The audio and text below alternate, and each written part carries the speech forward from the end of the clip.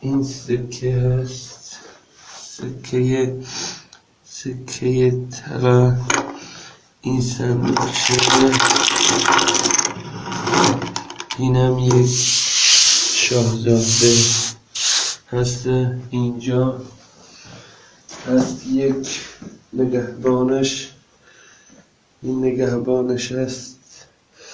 اینم یک ذهن شاهزاده است. اینم یک کوزه است پر از سکه ها.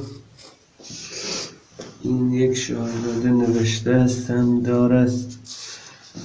اینم یک پادشاه دیگه است با نیزه.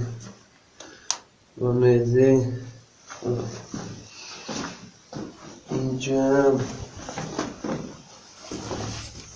اینم نوچیاشه.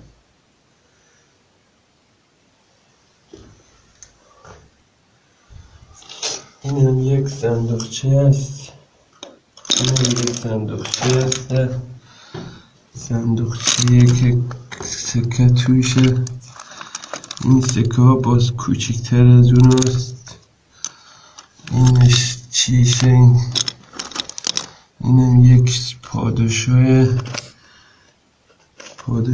چیه؟ اینم یک پادشاه. اینم یک مرغ.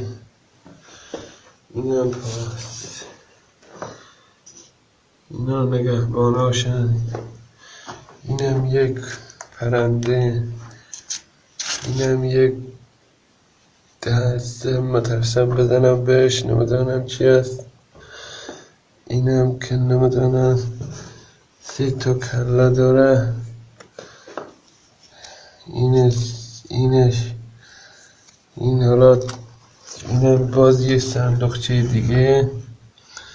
اینم یه پادشاه روی سکو نشسته و اینم یک صندوقچه کوچکتره. حالا این حالا نمیدانیم اینم چی توشه، جواهراته.